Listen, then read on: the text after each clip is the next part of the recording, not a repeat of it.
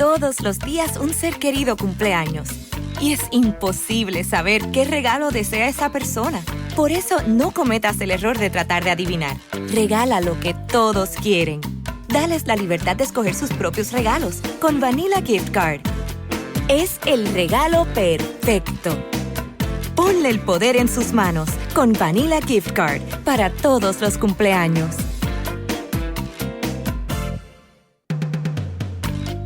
Todos los días un ser querido cumple años.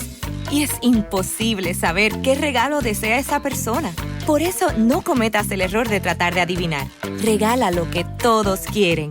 Dales la libertad de escoger sus propios regalos con Vanilla Gift Card. Es el regalo perfecto. Ponle el poder en sus manos con Vanilla Gift Card para todos los cumpleaños. Bienvenidos a Bonita Radio. Esto no es un cuento, esta es la verdad. En breves segundos, la periodista Carmen Enita Acevedo estará con ustedes. Bonita Radio está disponible en Facebook, Instagram, X, Spotify, YouTube, iVoox y iTunes. Agradecemos a nuestros auspiciadores. Cooperativa Seno Gandía, solidez y futuro. Vegaco, de tu lado siempre. Nuestras transmisiones son viables también gracias al apoyo de ustedes. Pueden enviar sus donativos accediendo a bonitaradio.net. Allí podrán realizar su aportación a través de PayPal o tarjetas de crédito. También pueden acceder a ATH Móvil Negocios y realizar un donativo a Bonita Radio o a Periodismo 21. O pueden enviar un cheque o giro postal a PMB número 284, P.O. Box 194000, San Juan, Puerto Rico 00919-4000. Bonita Radio, esto no es un cuento, esta es la verdad. Con ustedes, la periodista Carmen Enita Acevedo, en directo desde el estudio Roberto el Indio Acevedo. Saludos y buenos días, soy Carmen Enit Acevedo y a las 7:05 de la mañana, más temprano que de costumbre, estamos en un Noticias con Café porque quiero discutir con ustedes lo que sé hasta el momento de esa investigación que habíamos traído, de que lo negaban, pero aparentemente está definitivamente activa desde el 2023, no es desde ahora. Si ha cogido otro rumbo en este momento, definitivamente el arresto de Daniel García Martín lo pone en ese lugar, porque de ahí se menciona esa investigación activa que ya sabemos que es de un grupo de trabajo que incluye varias agencias federales y definitivamente al Negociado Federal de Investigaciones, FBI, porque fueron ellos los que allanaron la residencia de Daniel García Martín en el contexto de una investigación bajo la ley de aguas limpias. Vamos a hablar exclusivamente de ese tema porque me parece que es importante traer el tracto que ha seguido un caso que ustedes saben inició en el 2023, cuando en mayo del 2023 los Careyes, como se llaman, la organización que mantuvo en vilo esa posición de los caseteros en la Parguera, rellenando, ampliando la huella, etcétera. Llegaron hasta allí y en el caso de José Luis Lebrón y Eliezer Molina, participaron de la primera demostración que hubo en julio del 2023, pero ya eran querellantes, sobre todo José Luis Lebrón, desde mayo del 2023. Yo creo que es bien importante establecer por qué desde ahí puede haber iniciado una investigación de las autoridades federales que incluyen a un grupo de agencias y agentes como la Agencia Federal de Ambiental, la EPA, por sus siglas en inglés, porque precisamente es una de las agencias que tiene jurisdicción sobre la ley de aguas limpias. Es la que hace investigaciones y procura que se cumpla con esa ley, que es una ley enteramente de la jurisdicción de Estados Unidos en Puerto Rico. Antes, como siempre, los saludos. Yo sé que estamos más temprano y no necesariamente está todo el mundo, pero no importa. Este programa, recuerden que se queda en la biblioteca de Bonitas Radio y lo pueden ver en cualquier momento. Edgardo Núñez llegó por ahí, Florence Ramos no se lo perdió, pusieron la alarma, Eliezer Ortiz desde Los Ángeles, gracias Eliezer siempre por estar, Aixa desde Fajardo, Eliezer desde Los Ángeles, ay, a las 3 de la mañana, lo siento, Miller Lozada, Geraldo Zamora, Ismael Rosario, Nieves Brach y Gerardo Zamora y todos los que están por ahí que no necesariamente se incluyen en el chat. Recuerden que pueden siempre apoyar a nuestro proyecto a través de este chat siempre que estemos en vivo.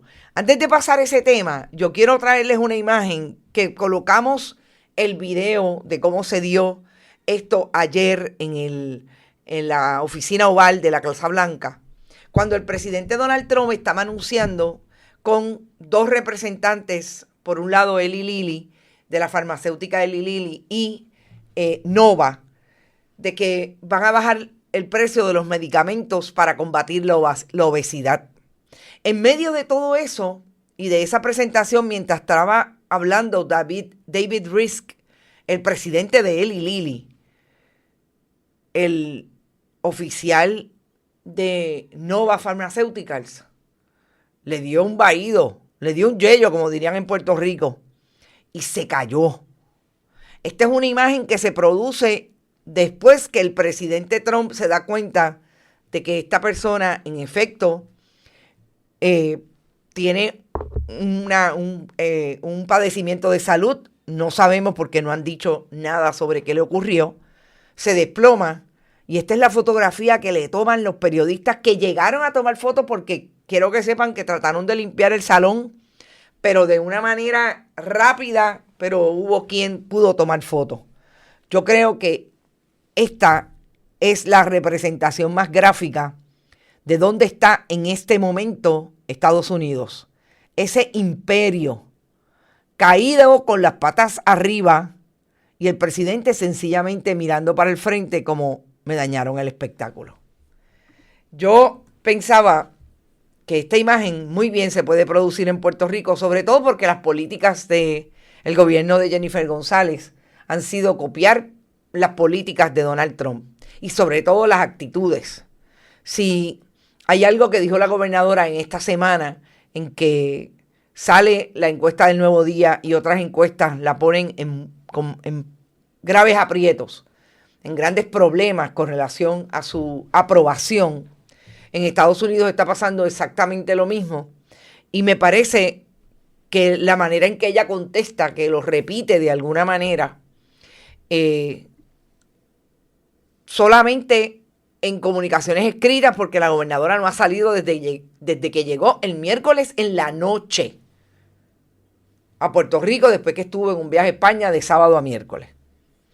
La gobernadora contesta precisamente con las mismas líneas, con ese rostro de que si estuviera obviamente dándole la cara al país, no importa porque yo gano las elecciones.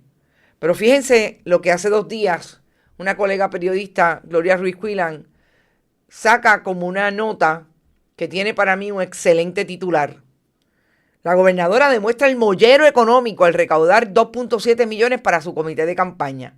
De julio a septiembre, en 3 meses. Esto es lo que le importa a la gobernadora, ganar las elecciones para el 2028. Esto es lo que le importa al Partido Nuevo Progresista. Fíjense que de la misma manera habla Tomás Rivera Schatz. Cada vez que sale, porque la encuesta de hecho no ha dicho nada con relación a las malas notas que tuvo él y Carlos Johnny Méndez. Habla de las malas notas que tienen los otros, pero no habla de las de él. Pero cuando habla y critica a la oposición, sobre todo en respuesta a la oposición política, Tomás Rivera Schatz dice, nos vemos el día de la elección a las 5:30 de la tarde. Porque finalmente trabajan para ganar, no para servirle al país. Y vamos a lo que tengo que decir y quiero recalcar, que logró una vez más el periodismo que investiga. Ayer, dos productores de contenido, un medio de comunicación digital, el colega Oscar Serrano, y el programa de Los Datos son los Datos, donde trabajan periodistas como Bárbara Figueroa y Lijareli Cruz Maisonave, una periodista / abogada, porque ella trabajó mucho tiempo de abogada hasta que volvió a las lides periodísticas, porque es que esto no se deja del todo. Y tengo que decir que fueron ambos, lo que vamos a discutir aquí, en parte, tiene que ver con la petición de esos dos periodistas al Tribunal Federal, específicamente en el caso de Daniel García Martín, de que se entregaran la transcripción de la vista de detención que tuvo Daniel García Martín el 23 de octubre. Y eso es importante porque fíjense que nosotros hemos atendido a ese caso también desde el punto de vista del expediente. Por eso para mí era tan importante establecer que no fue el juez Marshall Morgan el que dio la orden de allanamiento para la residencia, el magistrado, de Daniel García Martín.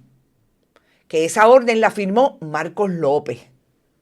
Porque para mí era importante saber si la información que tenía el juez Marshall Morgan cuando colocó en su orden de detención de García Martín que había una investigación de cuello blanco que involucraba a los suegros de la gobernadora y a la gobernadora, hablaba por una representación que se le había hecho en una petición de allanamiento, o sencillamente fue por aquella que recibió en la vista de detención. Son dos cosas distintas, porque lo primero que ocurre es la petición de la orden de allanamiento. Yo tengo causa para creer que allí hay información que está vinculada a esta investigación que yo tengo, a gente que le hace la representación al juez, sobre XY. En este caso la X y la Y tenía que ver con la caseta o la reconstrucción de los suegros de la gobernadora. Pero ¿cómo lo sabemos? Pero sin problemas, sin ningún resquicio de mentira.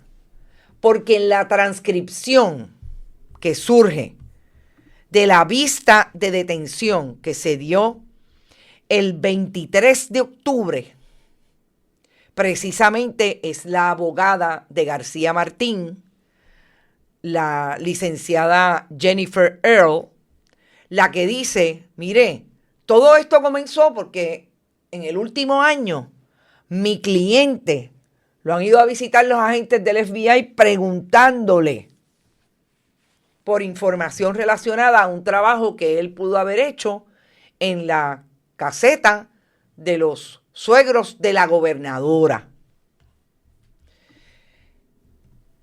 Y yo creo que hay que dejar súper claro, la información que tenemos hoy la tenemos gracias a que hay mecanismos en que se puede acceder a información pública y los periodistas van y lo piden.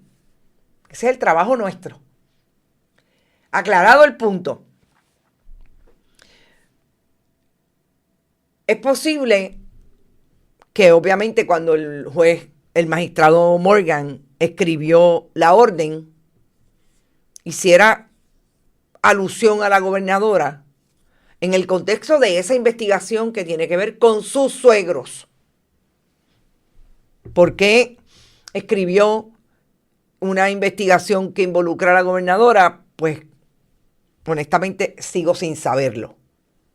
Pero lo que sabíamos cuando la semana pasada la fiscalía dijo que quería aclarar el récord y que la investigación no se trataba, la que llevó a las autoridades a la casa de García Martín, no se trataba de la gobernadora.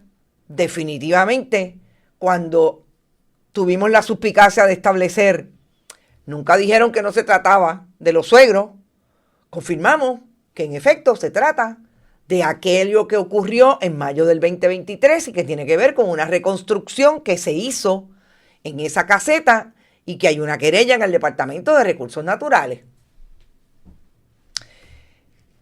Y ahí es que empezamos a hilvanar y a traer el mayo del 2023 al verano del 23 hasta el 2025.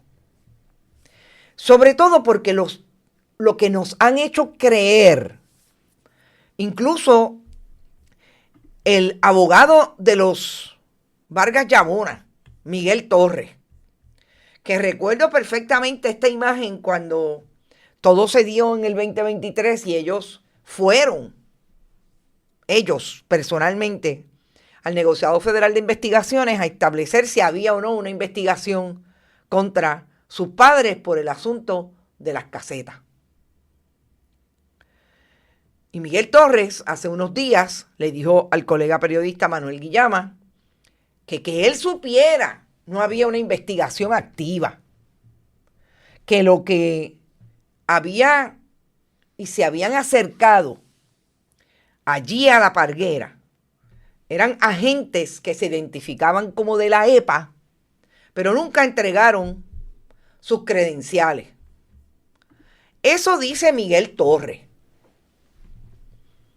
Vamos entonces a lo que nosotros sabemos que ocurre en una investigación que en efecto tiene a 2 agentes de la de la EPA, asignados a un grupo de trabajo conocido en inglés como Task Force, que incluye no solamente agentes de la EPA, de otras agencias ambientales y obviamente del negociado federal de investigaciones. Porque cuando él dice que no quisieron entregar las credenciales, no dice a quién le dijeron que eran agentes de la EPA. Y si nosotros vamos a pensar en lo que ocurrió en mayo del 23, cuando se dio una protesta más tarde en julio, que los Vargas Llabona colocaron allí policías contratados, seguridad privada, pues es posible que haya sido a esa seguridad privada, pero no da información, como tampoco dice que cuando él fue al FBI, el FBI no te va a decir si te estaba investigando.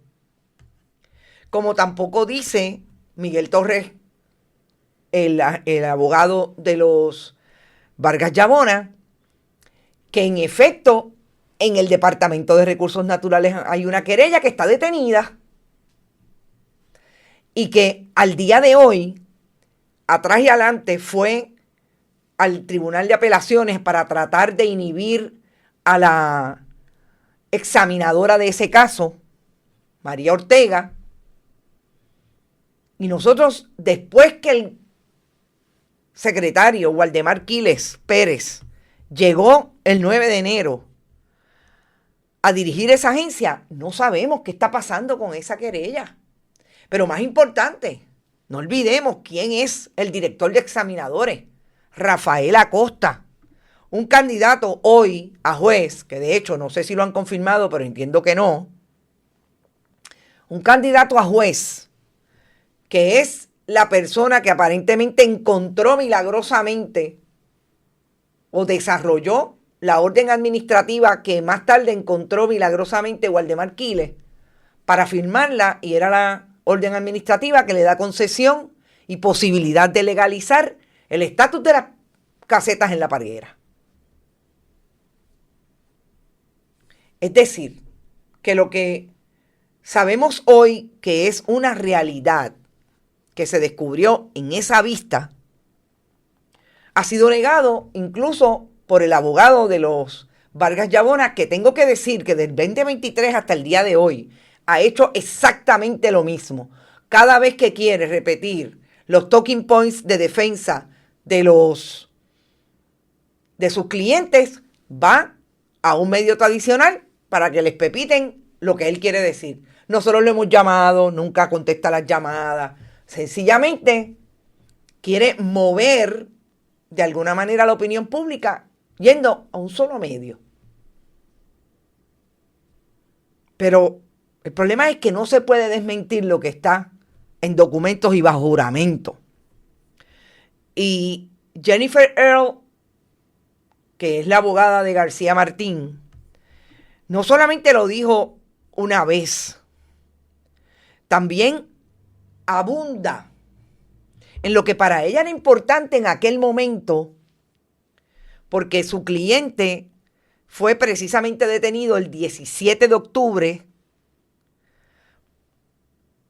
bajo motivaciones de esa querella, porque él se alega que es la persona que reconstruyó en aquel momento de mayo del 2023 esa caseta. Y el problema es que tenía que defenderlo en ese momento porque lo querían dejar detenido. De hecho, lo dejaron detenido, pero en su argumentación tenía que establecer cuál es el origen de esa orden de allanamiento, porque la Fiscalía y el agente del FBI están diciendo e insistiendo que esa persona es violenta y por eso no se puede dejar fuera de la cárcel. Y eso era lo que se estaba dilucidando allí. Y eso es importante porque lo que va a hacer la abogada de defensa es buscar todas las posibilidades con información al magistrado para que no dejen detenido a su cliente. Y echa mano de lo que ella sabe que es cierto, porque obviamente tiene que haber habido una entrevista con su cliente. A ella la nombraron el mismo día, le asignaron al acusado, al arrestado en aquel momento y más tarde acusado mediante querella y después por un gran jurado, porque le ocuparon 3 armas de fuego y $104,000 en efectivo. Así es que lo que Jennifer Earle hace es defender la posibilidad de dejar a su cliente fuera. Y aquí hay algo bien importante que se cruza en esta información y yo quiero traerla porque la conozco incluso por una persona que conoce a García Martín y es de allí de Lajas. Recordemos, el allanamiento de García Martín se da en su casa en el barrio Papayo de Lajas. Es una persona que toda la vida ha residido en Lajas.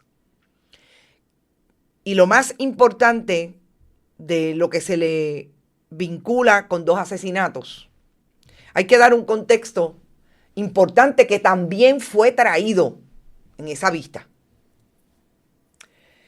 García Martín es un joven que a los 18 años, hoy tiene 67 años, en el momento en que tenía 18 años, el primer asesinato que comete está relacionado con un agresor de su madre, quien en efecto, según la información que la propia abogada trae en esa vista,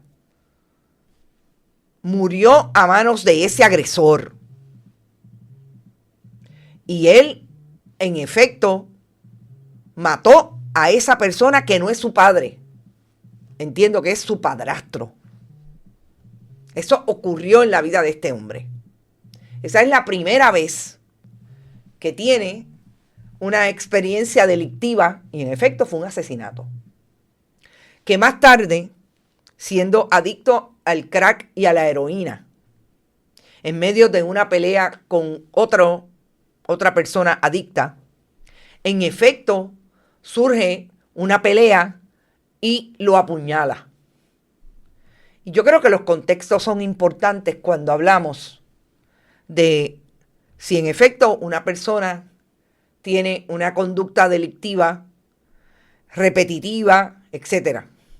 Ese es el caso de Daniel García Martín. ¿Qué sigue siendo importante en este momento con relación a la investigación que pueden tener esas autoridades ambientales, fiscalía y obviamente las agencias de ley y orden, que en este caso es el FBI pero también la EPA porque allí hay una investigación que puede proponer, además de una violación a la ley de aguas limpias en términos civiles, también criminales. Puede involucrar multas, etc. Es el hecho de que si empezó en algún momento en el 2023, como entendemos, esta investigación, en la Fiscalía Federal hay una persona que se encarga de los delitos ambientales. Y esa es la fiscal Carmen Márquez. Si no la ha sacado Stephen Muldrow, y me dicen que no, que aparentemente sigue allí, es la persona que maneja los delitos ambientales. Y en este momento, en el 2025, lo que activa la posibilidad de que esa investigación en efecto esté activa es el allanamiento en la casa de Daniel García Martín, porque ¿qué buscaban las autoridades? Según la propia abogada de García Martín en esa vista de detención, estaba buscando computadoras, recibos, algo que la relacionara con esa construcción o reparación, reconstrucción que se hizo en la casa de los Vargas Llagona. Oigan, yo he sacado las imágenes y esta es una de ellas que produjo aquella intervención de mayo del 2023 de los activistas en el área de La Parguera. Esa es la imagen de esa área que supuestamente se estaba reconstruyendo y que incidía con el mangle, el bien de dominio público, la zona marítimo terrestre. Y que precisamente la querella contra los Vargas Llagona establece claramente que allí se tiró relleno y se amplió la huella sin permiso del Departamento de Recursos Naturales. ¿Qué es lo que dice la ley? Eso es lo que dice la ley. Que hay una exposición a multas de hasta $25,000. Sí, pero hasta el momento no ha habido multas porque eso está detenido en el departamento.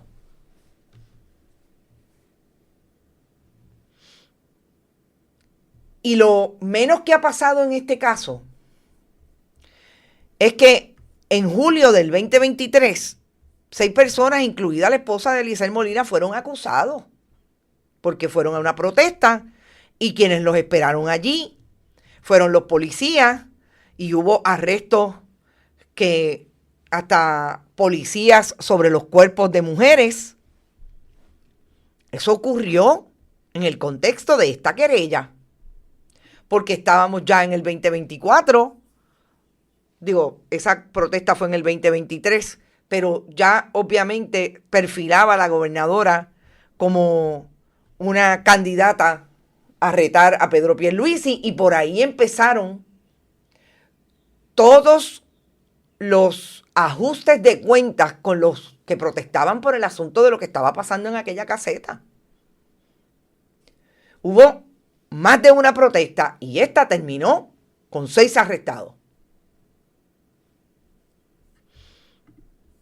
¿Qué pasó en el 2024? Que hubo vistas.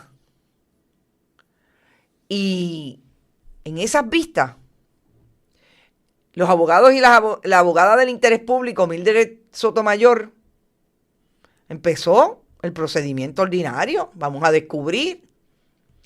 Y Miguel Torres Torres se negó a descubrir. Y trató de inhibir a la examinadora. Y trató de inhibir a la secretaria entonces, la licenciada Anaí Rodríguez Vega. Y fue al apelativo. Y en este momento, eso debe estar en manos de Rafael Acosta. Y nosotros no sabemos qué ha pasado porque volvemos tampoco, ni el secretario da información.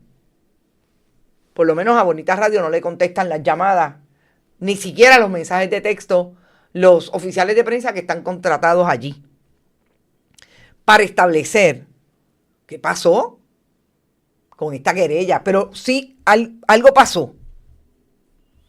Y algo pasó en ese camino. En el proceso hubo, en el caso de los 6 acusados, juicios en la jurisdicción de Aguadilla. E Irma Yamona se sentó. Y cuando Irma Yamona se sentó en las vistas de preliminares, Irma Yamona no habló de una caseta, habló de 2. Eso está allí en el récord judicial. Supuestamente tienen 2 casetas, pero uno decía antes supuestamente porque era lo que se alegaba. Pero Irma Yamona lo dijo bajo juramento, que eran 2. Nosotros lo hemos traído incluso con el audio. Irma Yamona en ese juicio también planteó cómo era que ellos manejaban esa estructura, que también fue interesante. Que no olvidemos que la compraron en el 2017 y que hay que establecer claramente que solamente es una estructura porque ellos no tienen propiedad sobre el bien de dominio público, zona marítimo terrestre. Y esta es la caseta y claramente establece que es una caseta en la calle número 5 y es la caseta número 27 de La Parguera. Así las cosas, yo creo que lo que la gobernadora no puede decir hoy es que en efecto no hay una investigación. Porque sabe que, gobernadora, los federales no van a ir a la casa de Jovín Vargas ni de su suegro a decirle que hay una investigación en proceso. No, eso no lo van a hacer. Ellos son los últimos que se enteran, o si es un caso exclusivamente civil, pues habrán demandas en el tribunal y se establecerá el delito ambiental que finalmente no necesariamente conlleva reclusión y por ahí seguirán. Ahora, ¿por qué la gobernadora tiene un problema con relación a esto? Siempre he dicho que el problema es el 9 de enero. La gobernadora llegó y lo primero que hizo fue enviar una ley para que se crearan las concesiones en La Parguera, pero le envió una instrucción a su secretario del Departamento de Recursos Naturales de que emitiera una orden administrativa que paralizara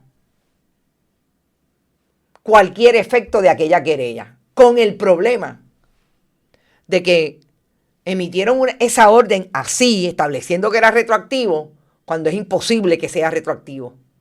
Y después tuvieron que enmendarla para decir que era prospectivo. Por eso es que la gran pregunta es, ¿qué pasó con la querella? ¿Qué pasó?